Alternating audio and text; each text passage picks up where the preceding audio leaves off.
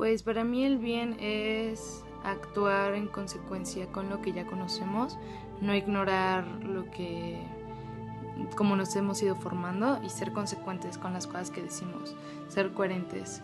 Eso es el bien para mí. Y lo malo pues tiene que ver con el ego, con querer acaparar muchas cosas, pensar solo en uno mismo y pensar que un bienestar personal es lo más importante. Creo que lo más importante es el bienestar común. Entonces, como poner en primer plano nuestro ego, creo que eso es lo que lleva a muchos del contexto de la sociedad en la que vivas. Lo bueno va de acuerdo en muchos aspectos con lo moral o lo religioso y con lo que tú adoptes de dichas cuestiones. Y lo malo, pues sí, lo que te haga sentir desvirtuoso con las acciones que estés tomando. Pero para ti, como Alina Almanza, para Alina Almanza eso es lo malo, lo que te haga sentir incómodo con tus virtudes. Ajá, ¿qué es lo bueno para mí? Lo bueno es aquello que va de acuerdo con mis propias convicciones. Y lo malo, aquello que me haga sentir mal porque siento que estoy defraudando algo interior, mi propia convicción. Para mí, el bien es lo que la sociedad y la moral nos han impuesto como lo correcto, como lo que debemos hacer, como el no afectar a nadie más, ni provocar dolor ni daño a nadie. Y cumplir con las normas también. Y el mal, por el contrario, es todo lo que la sociedad y las normas nos dicen que está mal, que está prohibido, y es causar daño a alguien más, a un tercero o además personas que no están involucradas con la decisión que tomamos, solo sufren la consecuencia, son como el daño colateral. Lo bueno es lo virtuoso y lo malo es lo tóxico y negativo. Lo virtuoso era una concepción aristotélica o Sí. socrática. Aristóteles le echó más ganas a su definición. Sócrates no escribió nada además. Entonces es difícil decir. ¿Y cuál sería tu propia definición? De lo virtuoso, Sí. todo aquello que se ajusta a mis valores y creencias. Tus valores con relación a tu sociedad, a tu comunidad. No, a mí mismo. Como Nietzsche. ¿Qué es el bien para ti? ¿El bien? Sí. ¿Qué es lo bueno para ti? Excelente. No sé, Dios. ¿Y qué representa Dios para ti? El bien es amor. ¿Y qué significa lo malo para ti? Bueno, dime, ¿cuál es tu mayor prioridad en la vida? Mis gatos. Ok. Cuidar a alguien más. Sí, lo podrías interpretar.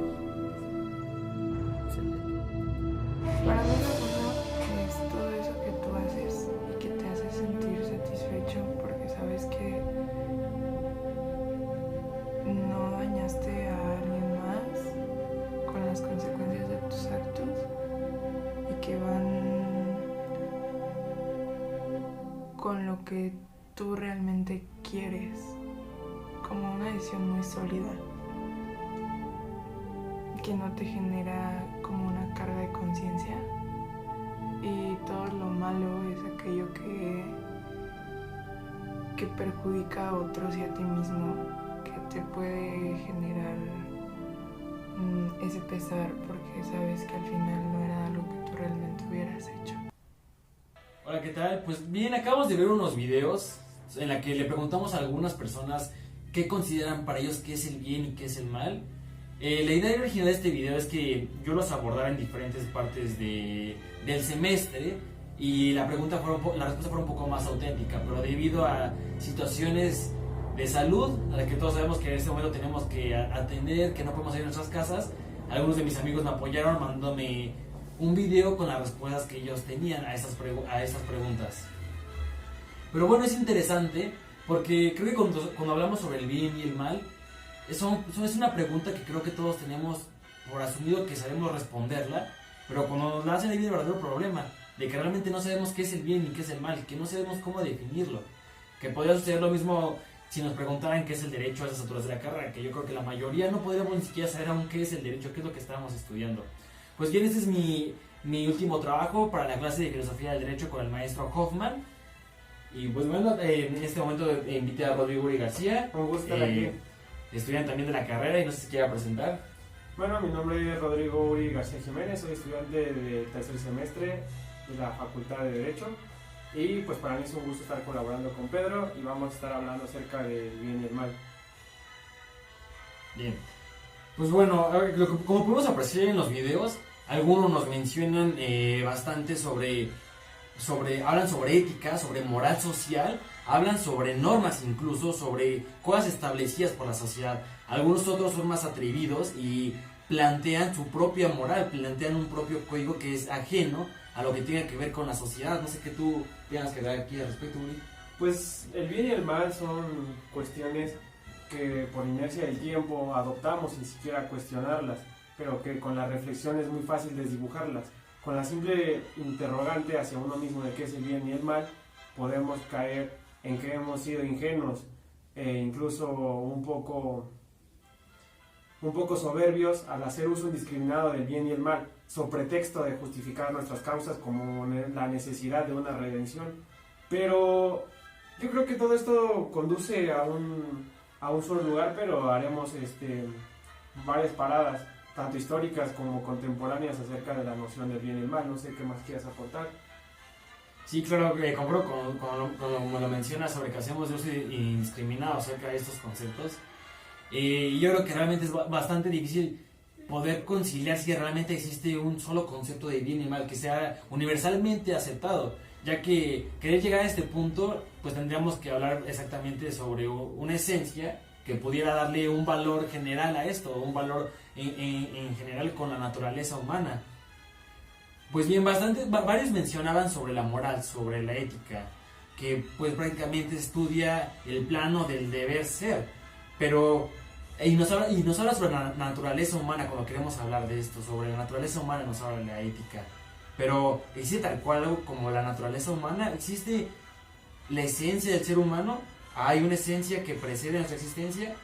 Es un tema que lo veo bastante complicado, porque creo que algunas personas pueden tomar esto como guía, la religión, pueden tomar los libros sagrados o pueden imaginar algún ser divino que haya. Por ejemplo, tomo la religión católica de algún ejemplo. El hombre fue creado por Dios, por lo tanto ya creó esta idea del ser humano, ya existe una esencia a que el humano tiene que regirse. Por ejemplo, el humano tiene que comportarse de acuerdo a la doctrina religiosa, tiene que comportarse de acuerdo, por ejemplo, a los mandamientos. Por ejemplo, podemos decir que existe un camino sobre el cual caminar. Ya hay algo hacia donde queremos llegar con base a esta esencia divina que nos pone, por ejemplo, la religión. Pues, escuchando los videos y en general teniendo una noción de contemporáneos o amigos, estudiantes, familiares, yo puedo llegar a la idea de que no solo para el bien y el mal, sino cualquier categoría que nos pretendamos darle un valor, se ve representado todos los estímulos que tiene el ser humano respecto a dicha situación. Por ejemplo, el bien o el mal son situaciones que se van desarrollando desde que uno es capaz de ser un ser cognoscente hasta la actualidad. Uno es bombardeado de influjos, uno es bombardeado de estímulos de diferentes maneras, pero uno no puede escapar a su propia era.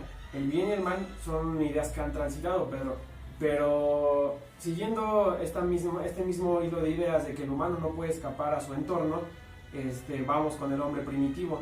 El hombre primitivo alzó por primera vez su vista hacia el cielo y lo que no conocía le tuvo miedo, y lo que le tuvo miedo lo deificó. Se crearon los mitos y la simbología, que es bien importante que tú abordes el tema de la religión, porque hoy en día hemos antepuesto la técnica y los discursos cualitativos ante otro tipo de importancias, que son los símbolos, los mitos, que a través de ellos también podemos encontrar más una definición de bien y mal. Hoy en día encontramos intentar una definición de bien y mal, pero basadas en técnica, en la técnica del derecho, en la técnica de la axiología, que no está mal, es un camino para poder dibujar un poco más o trazar los límites de lo que es bueno y malo. No obstante, hemos dejado de lado los inicios, el apogeo del bien y el mal nos remonta hasta las culturas primitivas, y es ahí donde tenemos que encontrar qué es bueno o qué es malo.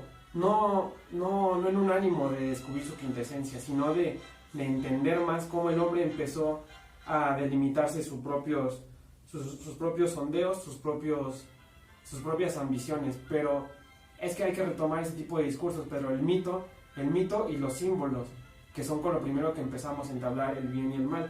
Siguiendo entonces así, vamos a tomar como a los griegos, esta cultura helénica, que para ellos el bien y el mal pues era sencillamente basado en sus estándares de virtud, como lo diría Aristóteles, o también en sus perfiles caucásicos. Para el griego, el bueno era el rico, el bueno era el blanco. Incluso escucha risorio porque eso se puede ver permeado todavía en la actualidad. Ya pronto llegaremos a ese punto. Pero el bien y el mal son cuestiones que se han ido degenerando, porque siempre necesitamos una justificación. Pero hoy en día queremos darle al bien y el mal una atribución universal, o incluso estamos abordándolo desde un punto de vista que no es, porque con lo que he escuchado y con las ideas que te he presentado, yo puedo concluir que lo que es bueno y lo que es malo para el hombre se puede traducir en lo que le es útil y le es benéfico. ¿Cómo sigo esta idea todavía en lo primitivo? En lo primitivo no teníamos la concepción de capital, no teníamos la concepción de altruismo, no teníamos la concepción de siquiera de hacer buenas acciones. ¿Qué sucedía? Tú estabas cazando, te rompías una pierna, y el sentido que tenía el ser humano era instintivo. Entonces, cuando surge la primera, puede decir, idea de ¿cuándo existió humanidad? Algunos dirán cuando surgieron las primeras muestras de escritura, o surgieron las primeras vasijas, pero no. Hay algunas personas que se atreven a decir que cuando se encontró un fémur roto, que se curó, entonces significa que el ser humano apoyó en la antigüedad primitiva. Cuando un animal se rompe la pata o se rompe cualquier parte de sí, o es herido, se queda atrás. Entonces, ¿en qué punto el hombre se solidarizó con otro para que éste pudiera sobrevivir? Pero hay que ir más allá, a las causas últimas y no a las causas finitas. La causa finita diría, el hombre se solidarizó, y dejaríamos el discurso ahí. Pero ahí me entra algo intrigante cuando tú hablas sobre la solidarización con el ser humano, y yo me pongo a pensar que prácticamente para que exista una concepción sobre el bien y el mal no puede hacerse con base a un solo individuo. Un hombre contrasta lo que para él es bueno y lo que es malo a partir de que lo logra contrastar con otra persona. Porque si no existe una diferencia de ideas, no se puede hablar sobre el bien y el mal, porque un hombre que no vive en comunidad jamás va a ser cuestionado en ningún momento por parte de sus pensamientos. Entonces yo creo que tú lo dices bien aquí cuando hablas de la humanidad. Tal vez esa concepción, ya cuando podemos hablar bien y el mal, viene de vivir de comunidad, ¿no? Porque yo creo que nada es bueno ni nada es malo en cuanto vives solo, en cuanto vives como un solo individuo. No, mira, me gusta tu punto y el análisis bueno, pero ahí voy a esconder un poco. Creo que incluso en la individualidad, desde mi punto de vista, existe bien y el mal, porque lo quiero justificar de que lo que es bien y mal es lo que es útil. Entonces, volviendo a la idea, ¿por qué ayudas a este humano a sobrevivir? No tienes un concepto de soy bueno, me voy a ir al cielo todavía. Lo ayudaste porque es útil para sobrevivir, es útil para la manada, es útil para seguir los instintos de sobrevivencia, ¿no?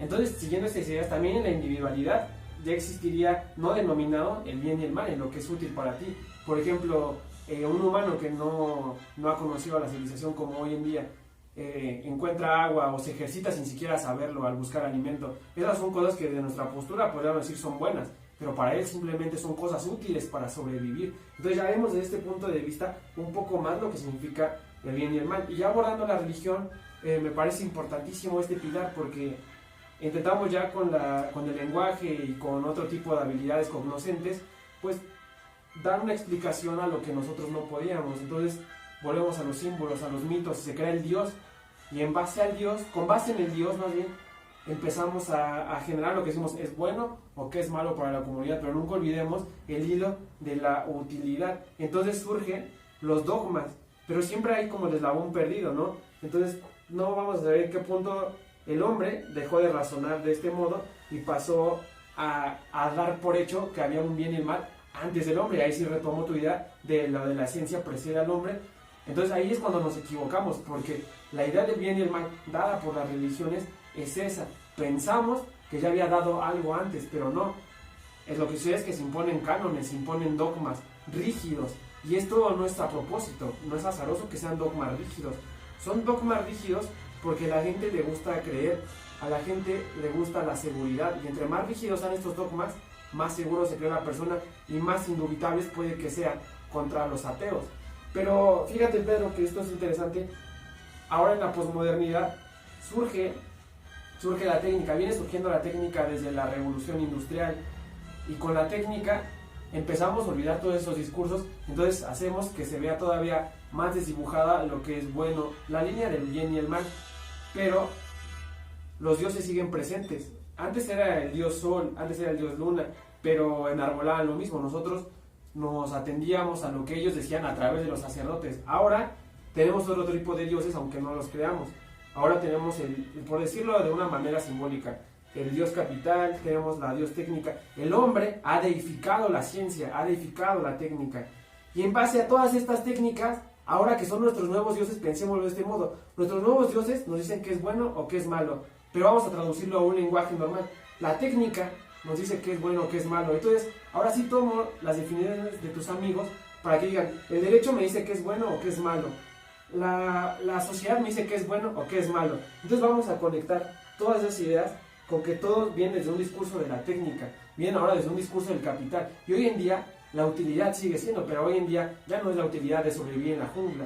La utilidad y lo que se denomina bueno hoy en día es lo que produce, es el capital. Es bueno ir a la escuela, pero pregunta ¿por qué? Un niño cualquiera, mamá, ¿por qué voy a ir a la escuela? Porque te va a hacer bien. ¿Por qué? Vas a conseguir un buen empleo, y vas a tener una buena casa, y vas a tener una familia grande y las vas a poder alimentar. Pero el trasfondo de ese bien es la utilidad en sí misma, es lo que produce bien, y lo que hace mal es lo improductivo. Incluso lo podemos ver de una manera tan palpable con el ocio. El ocio se le vitupera, la gente ya no puede tener tiempos de ocio. ¿Por qué? Porque no son productivos, entonces ergo son malos. Entonces mi punto del bien y el mal se traduce en lo que es útil y lo que no es útil, pero esto obviamente no es inamovible, va mutando conforme el ser humano va teniendo distintos tipos de estímulos. Entonces la noción de utilidad va a ir cambiando, como lo puse en el punto de vista primitivo, a como lo que es útil hoy en día en la modernidad. Entonces para mí eso significaría el bien y el mal a partir de la idea de la utilidad. Explicaría el bien y el mal a partir de una noción de utilidad.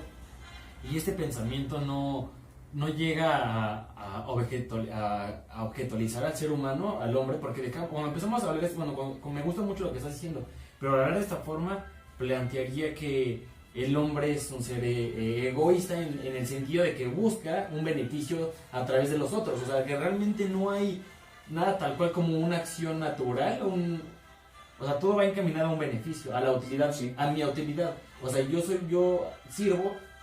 Bueno, tienes razón, aquí ya no es tanto en yo hago ciertas acciones en tanto me es útil a mí, sino que como tú lo dices, ya estamos encasillados por dogmas, estamos encasillados ya no por la religión, sino por nuevos dioses, por ejemplo, que es el capital, que donde lo bueno ya el hombre queda desplazado, pero lo que es bueno para él. Ahora el hombre lo bueno sirve para intereses superiores, como lo sería el capital, como lo serían aquellas personas que se encargan de dar nuestro sistema de producción, nuestro sistema de vivir. Sí, exacto, pero también es importante recalcar que esto, aunque tengamos la noción de que se nos imponen cosas, los mismos hombres que imponen estas cosas no pueden escapar al cúmulo de flujos que tenemos. Entonces, incluso para esas mismas personas que establecen qué es bueno o qué es malo, ellos no pueden escapar de lo que es bueno o es malo tampoco. Pero ahí tocas un tema bien interesante, porque mi propuesta entonces presupone que el hombre es egoísta por naturaleza, y lo identificaste bien. Yo no lo había pensado de ese modo, pero sí, viéndolo desde ese punto de vista, el hombre en alguna medida es egoísta, porque lo que él siempre va a buscar es la utilidad. Y aquí ya hablamos entonces de unos valores, incluso serían los metavalores, que estaríamos hablando acerca de fraternidad o intelectualidad, o estaríamos hablando de la unión. Y eso sí me gustaría creer que puede existir, porque tampoco podemos olvidar, Pedro, que las religiones también han sido mal entendidas. Por ejemplo, el mismo Cristo, él y otros de los que denominan los iniciados, como Moisés, Cristo, Krishna, Moisés, Cristo, Rama, Hermes, etcétera, ellos buscaban simplemente una intelectualidad y una unión del humano. Ahí sí podríamos estar hablando de una espiritualidad tal vez auténtica, pero una espiritualidad apartada del bien y el mal, porque hoy en día las religiones usan el bien y el mal, pero entonces tenemos que entender que esto es por una utilidad, pero no podemos dejar de lado que la espiritualidad también existe. Y incluso el debate entre las religiones o el debate entre el bien y el mal se han convertido en meras discusiones bizantinas porque no llegamos a ningún lado y no se construye. Yo creo que sí se puede trabajar en robustecer el espíritu del ser humano, en tanto que tenemos que abocarnos a nuestra intelectualidad, y tal vez a través de la intelectualidad podamos entender, ahora sí con el imperativo categórico de Kant, que nuestro actuar sea ley universal. Si yo me quiero abocar a hacer crecer mis capacidades cognoscitivas, tengo que tener el medio ambiente idóneo para poder hacerlo, ¿no? O sea, eso significa que pues, no esperaría que nadie me apuñale mientras estoy fortaleciendo mi espíritu, y eso, tal vez eso sí podríamos contagiarlo, y tal vez sea el camino hacia el bien, auténticamente. La espiritualidad, pero una espiritualidad bien entendida, porque de nuevo volviendo a la técnica, Pedro, olvidamos la finalidad de las cosas por su función. Por ejemplo, vamos a la iglesia y creemos que por ir ya estamos cumpliendo incluso con el dogma, que es falso, pero la idea no es ir a la iglesia. Eso se perdió hace mucho tiempo. La idea era que en los templos se reunía la gente para poder tener espacios idóneos para fomentar la espiritualidad. En eso podemos verlo como en muchas otras cosas replicadas, que se ha perdido la finalidad y se ha cambiado por los fines. Y lo mismo pasa con el hombre. El hombre, al intentar conquistar la técnica, ha terminado por cosificarse a sí mismo también. Entonces es lo que podemos ver palpablemente, como tú bien lo mencionabas. El hombre también se ha llegado a cosificar, pero todo porque vamos a través de la técnica, y porque también hemos perdido a lo largo del tiempo los discursos simbólicos, la ética, la estética también, y todo lo hemos cambiado por la técnica. Pero no es azaroso, es porque te digo que hemos intentado conquistar la técnica ahora por nuestro nuevo Dios, el Dios capital, el Dios producción. Todos nos enfocamos hacia ese rumbo ahorita. No sabemos cómo seremos en 1000 años, porque la idea del bien y el mal, o lo que yo traduzco como la utilidad desde que el ser humano es primitivo a la posmodernidad, ha cambiado. Pero en efecto, aquí nuestra derrota sería si presuponemos que no puede haber algo más que no sea la utilidad.